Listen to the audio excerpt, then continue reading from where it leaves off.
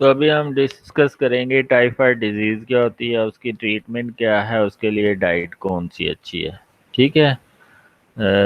तो इसमें जो टाइफाइड सिम्टम्स हैं, ये फीवर जो है फ्लक्चुएट करता रहता है, लेकिन ये 103 104 डिग्री फ़ारेनहीट जाता है। मीन के ये 40 डिग्री सेंटीग्रेड तक जा सकता है। ठीक है। तो ये जो फीवर है ये कभी बढ़ता है, ये कभी कम होता है इस टाइफाइड्स के अंदर। इसके अलावा अब्डोमिनल पेन रहता है, पेट में दर्द होना। ठीक है। ये क्यों होता है? ये अंतड़ियों के स्वेल कर जाने की वजह से होता है। ये किस वजह से होता है? अंतड़ियों के स्वेल कर जाने की वजह से होता है।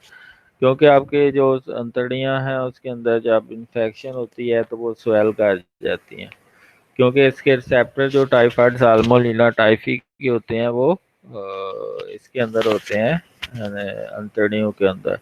इसके अलावा headache, weakness and fatigue, muscle aches, sweating, dry cough, loss of appetite and weight loss, diarrhoea and constipation, rashes. ये जो रैशेज आते हैं ये आपके चेस्ट के ऊपर या पेट के ऊपर आते हैं।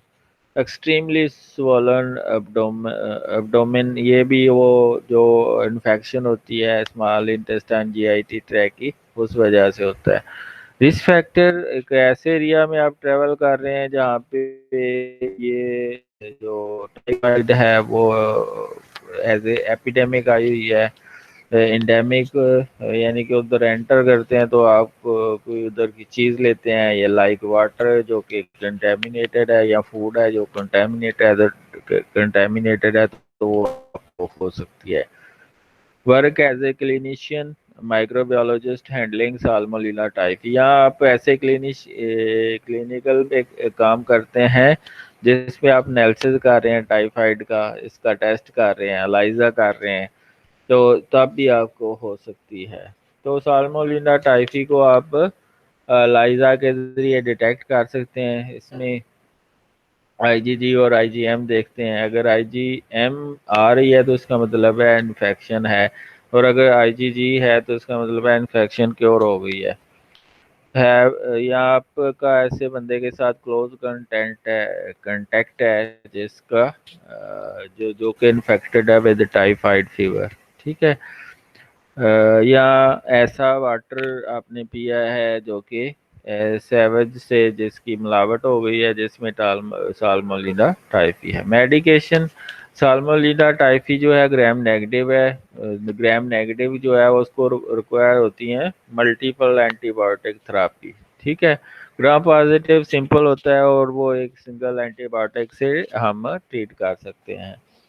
ट्रीटमेंट क्या है? ये इंजेक्शन है सेफ्टियाजोन का। सेफ्टियाजोन 2 ग्राम पर 100 ml में डिज़ोल्व करके आपने पहले 2 दिन मॉर्निंग और इवनिंग में इसको लगाना है पेशेंट को, आईवी इंट्रावेनसली देना है इसको।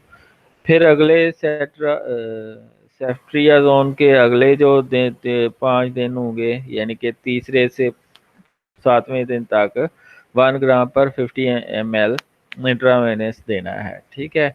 इसके अलावा और आपके कौन सी इंजेक्शन देते हैं? माइकासिन सल्फेट 500 मिलीग्राम पर 2 ml इंट्रावेनस मॉर्निंग और इवनिंग पहले 5 से 7 दिन देना है। ठीक है। इसके अलावा एंटीबायोटिक इजिथ्रोमाइसिन या सिप्रोफ्लॉक्सासिन। सिप्रोफ्लॉक्सासिन आजकल पाकिस्तान और में नहीं दी जाती, क्योंकि सिप्रोफ्लॉक्सासिन से रेजिस्टेंट हो चुकी हुई है टाइफाइड की स्ट्रेन, तो उसके लिए फिर हम जिथ्रोमाइसिन देते हैं 500 milligram for first 3 days, 1 hour और half an hour before lunch. ठीक है। अगर फीवर बहुत ज़्यादा है तो फिर पैनाडोल साथ दी जाती है, और अगर वीकनेस बहुत ज़्यादा हो गई है तो मल्टीविटामिन थेरापी दी जाती है। तो ये तो मेडिकेशन है जो टाइफाइड में दी जाती है, लेकिन आपने जो मेडिकेशन आपका डॉक्टर प्रेस्क्राइब करेगा वो यूज़ करनी है। ये तो जनरल मेडिसिन है। वैक्सीनेशन क्या होती है टाइफाइड की? अगर आप ऐसे एरिया में जा रहे हैं जहाँ पे ऑक्सीजन टाइफाइड का आउटब्रेक आया हुआ है, तो आपने एक हफ्ता पहले इंजेक्शन ले लेना है वैक्सीन का, ताकि आप उससे सफ़र ना करें। या फिर आप कैप्सूल की फॉर्म भी ओरली ले सकते हैं, एक दिन को छोड़ के एक कैप्सूल लेते हैं, यानी कि 8 दिन में आपने ये वैक्सीनेशन करनी है। फूड आपकी कैसी होनी चाहिए? फूड बड़ी हाइजेनिक होनी चाहिए, सॉफ्ट फूड होनी चाहिए, ठीक है, और होम मेड होनी चाहिए, यानी कि घर के बनी हुई चीज़ें खाएं, चाहे लाइक दाल चावल बहुत ज़्यादा, ये जो जिसको हम दाल चावल को हम यूज़ करते हैं इसकी ट्रीटमेंट के लिए, जिसको प्लेंटी ऑफ हाइड्रेशन, यानी कि डिहाइड्रेशन हुई होती है जो डायरिया की वजह से, तो उसके लिए बॉइल्ड वाटर यूज़ करते हैं, ठीक है, जिसके अंदर ओआरएस थोड़ा सा डाल देते हैं। इसके अलावा जूसेस, फ्रूट जूसेस अच्छी कंपनी के, home made if possible, and it is a preferable thing to use homemade intake of good protein। दाल चावल जैसे खिचड़ी भी, उर्दू में खिचड़ी तो यूज, ये प्रोटीन का अच्छा सोर्स है, इसमें डिफरेंट दालें होती हैं खिचड़ी के अंदर, easily digestible protein like yogurt and fish. Milk भी यूज़ कर सकते हैं, लेकिन मिल्क ये है कि जो अंतड़ियाँ हैं इंटेस्टाइन की वो स्वेल की होती हैं, स्वेलिंग की वजह से वो जो आपके लैक्टेज एंजाइम प्रोड्यूसिंग सेल्स हैं वो डैमेज होते हैं, तो वो बाज़ औक़ात लैक्टोज इंटॉलरेंस की सिम्टम्स आते हैं। इसके अलावा मसल मास बड़ी लॉस हो जाती है, इसलिए सॉफ्ट प्रोटीन लेनी चाहिए ताकि वो उसकी रिक्वायरमेंट को पूरा किया जा सके। प्रिवेंटिव किस तरह हम प्रिवेंट कर सकते हैं इन्फेक्शन को अदर स्प्रेड करने से, दूसरों में स्प्रेड करने में? अपनी एंटीबायोटिक लें और कोर्स पूरा करें ताकि ये बीमारी खत्म हो। इसके अलावा वॉश एंड अपने हाथों को बार बार साफ करें, सोप से साफ करें, डिटर्जेंट से साफ करें। यूज हॉट सोपी water and scrub through thoroughly at least 30 second, 30 second तक जो है वो अपने हाथ को धोते रहें ताकि बैक्टीरिया ज़्यादा से ज़्यादा किल हो जाएं।